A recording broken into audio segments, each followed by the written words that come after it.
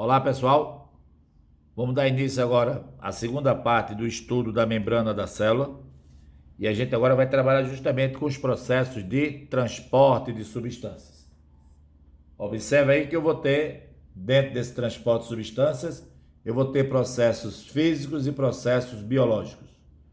Os processos físicos seriam quem, tá certo? Difusão e osmose, eles não gastam energia. E os processos biológicos precisam de energia. Seria o transporte ativo, fagocitose e pinocitose. Apesar de fagocitose e pinocitose ser partícula sólida e líquida, está junto de transporte ativo porque são processos que precisam de energia. Se tem energia, eu vou necessitar de ter um processo biológico. Perfeito? Esses dois primeiros aí, difusão e osmose, tá certo? Vocês vão receber também, vocês vão ver depois, nessa tabela eu trabalho tudo aqui, ó, o transporte passivo, transporte ativo e a fagocitose e a pinocitose. Mas o que eu preciso dar ênfase a gente é a gente começar a trabalhar com os mecanismos. Veja bem, existe naturalmente uma tendência das partículas, das substâncias migrarem da região de maior concentração para a região de menor concentração. Olha bem aí. Se eu tiver um recipiente cheio de água, que é essa bolinha vermelhinha aqui, rosinha, e eu botar sal de cozinha dentro, se eu deixar lá e mexer, vai chegar num ponto que a concentração é igual em qualquer situação. Perfeito? O sal vai se dissolver de maneira uniforme no solvente. Por quê? Porque a partícula mais concentrada tende a ir para a região menos concentrada. Mais concentrada e menos concentrada, eu me refiro aí à presença do soluto. No caso aí, o exemplo poderia ser o sal. O primeiro processo que a gente vai trabalhar seria o processo de osmose. Osmose, tá certo? Não esquecer que osmose é o processo que você vai ter ambientes de concentrações diferentes. O que é que você vê aqui? Esse ambiente aqui tem água e sal e esse tem o quê? Mais água. Perceba que o sal aqui tem pouco. Logo, aqui é mais salgado, aqui é menos salgado. E a osmose é a passagem de água do solvente, sempre passando, olha aqui o final da definição, é o solvente passar da solução menos concentrada para mais concentrada. Foi o que eu disse agora mesmo na explicação anterior. Eu disse que nesse mecanismo, na osmose, no começo eu tenho volumes iguais e concentrações diferentes. Perfeito? Aqui está mais salgado, aqui está menos salgado. Se a água vai passar desse meio para esse meio, ó, a água está passando para cá, vai aumentar o quê? A quantidade de água nesse meio, o volume aumenta. Se o volume aumenta, vai diluir mais esse meio, então esse meio vai ficar menos salgado. Esse meio de cá, que está perdendo água, a água está passando, o volume diminui. O volume diminui, porém, a concentração de sal vai aumentar. Então, no começo eu tinha volumes iguais, mais salgado, menos salgado. No final eu vou ter volume diferente, igual, igual. Por quê? Se eu terei água daqui para cá, a água dilui esse ambiente e vai concentrar nesse ambiente. Então, sempre que a gente falar de osmose, não esquecer que é a passagem de solvente, que é a passagem de água da região menos concentrada para a região mais concentrada. Osmose é só para solvente. Quando tem o transporte do soluto passivo, eu vou ter um mecanismo aí também de difusão. O que é uma difusão simples? O oxigênio vai caminhar do sangue para a célula, porque no sangue ele está mais concentrado, na célula está menos concentrado. Quando eu falo de difusão aí, eu estou me referindo a soluto. Quando eu falo de osmose, eu estou me referindo a solvente. Tá certo? Osmose é a passagem de água, difusão simples é a passagem do soluto. Muitas vezes, a difusão precisa da ajuda de alguém. Tá certo? Eu preciso da ajuda de alguém. Olha aqui o exemplo. Vamos supor, eu tenho aqui uma célula fora e dentro da célula. Fora e dentro, fora e dentro. Essa molécula aqui, vamos supor que fosse glicose, açúcar. Percebo que o canal para ela entrar na glicose, para entrar na célula, o canal para a glicose entrar está fechado. Não está aberto. Então, o que é que vai acontecer? O que é uma difusão facilitada? São substâncias, são proteínas que vão ajudar a abrir os canais para que substâncias possam entrar na célula. Então, olha bem agora a explicação. Essa partícula verde aqui é insulina. A insulina vai chegar na célula e ao chegar na célula, a insulina vai abrir o canal e a glicose vai entrar na célula. Então percebam logo a gravidade que é um diabético, que o diabético ele tem o açúcar no sangue, mas o açúcar não entra na célula, porque ele não tem o quê? Insulina. Por isso que a consequência disso, se a glicose não entra na célula, o diabético pode ter pressão alta, pode ter AVC, tem problema de coagulação sanguínea, pode ter problema na visão, problema na cicatrização. Por quê? Porque o sangue dele é um sangue doce, com alta concentração de glicose. E essa glicose não entra na célula. Por que ela não entra? Porque não existe quem facilita. Quem facilita nesse caso é a insulina. Tem autor que vai dizer que quem facilita é chamado de permease. Permease é uma enzima que atua nessa permeabilidade da membrana. E agora, o que é transporte ativo? Transporte ativo agora muda tudo. Foi o que a gente aprendeu. Que o soluto entra aqui mais concentrado e aqui está o menos concentrado. Mais concentrado e menos concentrado.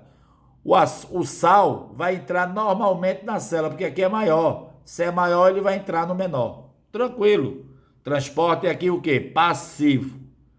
Porém, em algumas situações, a gente vai precisar o quê?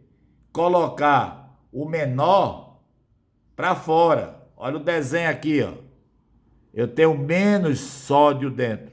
Observe que nesse esquema o sódio está saindo. Com o potássio é o inverso.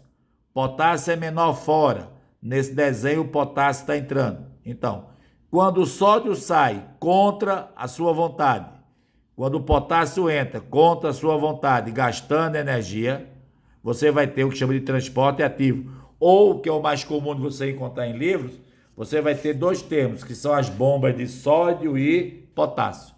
Essas bombas de sódio e potássio vão ser responsáveis por esse mecanismo que a gente teria de transporte pela membrana.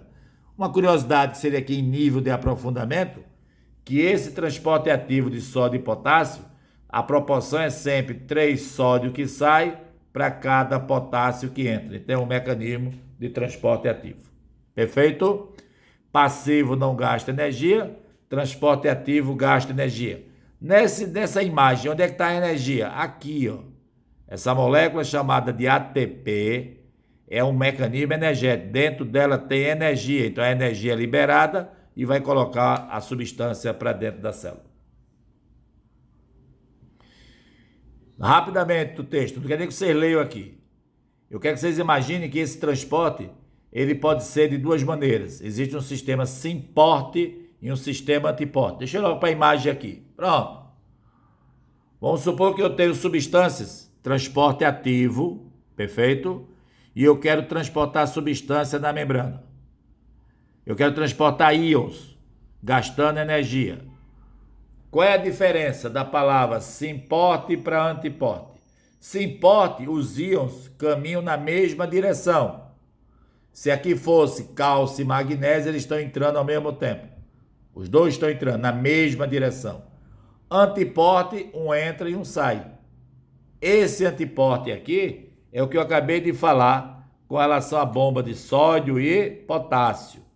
Está nesse desenho anterior aqui. Na bomba de sódio e potássio, eu vou ter diferença. Vai entrar sódio, vai sair sódio e vai entrar potássio. Aqui eu tenho um sistema antiporte, contra, tá certo? Um para um lado e um para o outro. Quando é ao mesmo tempo, para o mesmo sentido, ou os dois entrando ou os dois saindo, eu vou ter um sistema chamado sistema sim-porte.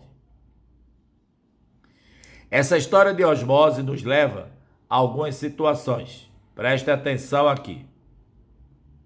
Ó, vamos supor que eu pegue uma célula vegetal e coloque ela no meio hipotônico. Então ela está no meio o quê? Menos concentrado. Dentro dela está o quê? mais concentrada. A água vai entrar ou sair. Já está mostrando aqui em cima.